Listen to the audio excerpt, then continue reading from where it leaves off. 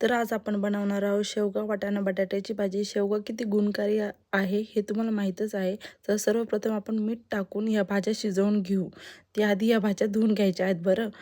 तर आपण वाटण्यासाठी हे मसाले काढून घेऊयात. याचबरोबर आपल्याला 2 कांदे देखील लागणार आहेत. तर हे सर्व आपण तव्यावर तेल टाकून चांगल्या प्रकारे भाजून घेऊ, जेणेकरून आपलं वाटण चांगलं खमंग लागेल. तर इकडे आपण भाज्या शिजायला टाकल्या आहेत. तर हे 2 कांदे देखील मी भाजायला टाकले होते. तर ते घेऊन मी सर्व मिक्स करून याचं वाटण करून घेणार आहे मिक्सरमध्ये. तर आपल्या भाज्या शिजलेल्या आहेत, तर तुम्ही बघू शकतात.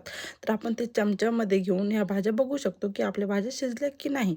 तर हे सर्व आपण मिक्सरच्या भांड्यामध्ये टाकून याचं एक चांगलं वाटण करून घेणार आहोत. चांगलं जेणेकरून आपल्याला तेलामध्ये चांगलं परतता येईल. तर इकडे बघू शकतात आपलं वाटण किती चांगल्या प्रकारे झालेलं आहे. एका कढईमध्ये आपण थोडं तेल घेऊन हे वाटण त्यात परतायला टाकायचं आहे. हे वाटण चांगल्या प्रकारे परतायचं आहे, जेणेकरून याला चांगलं तेल सुटेल आणि तरी येईल. यात बरंचसं थोडंसं लाल तिखट आपण टाकणार आहोत, जेणेकरून आपली भाजी एकदम चमचमीत लागेल. तर बघू शकतात मसाल्याला एकदम छान प्रकारे असं तेल सुटलेलं आहे. तर या मसाल्यामध्ये आपण शिजलेल्या भाज्या टाकून त्या देखील आपण परतणार आहोत. तर बघू शकता मी भाज्या देखील टाकलेल्या आहेत. तर चांगल्या परतून घेतलेल्या आहेत त्या मसाल्यामध्ये, जेणेकरून भाजीला देखील खूप चांगली चव येईल.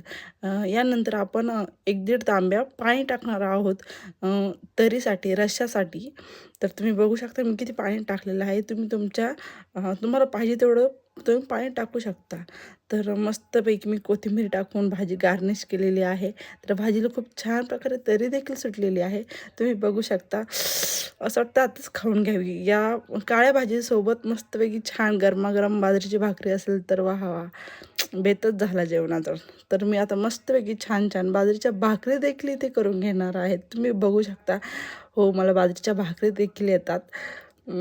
आधी जमत नव्हतं पण मी शिकले. आता मी छान बाजरीच्या भाकरी आणि काळी भाजी, ती पण शेवग्याची. काय मग बातच न्यारी. तुम्ही बघू शकता मी बाजरीची भाकर देखील करून घेतलेली आहे गरमागरम मस्तपैकी.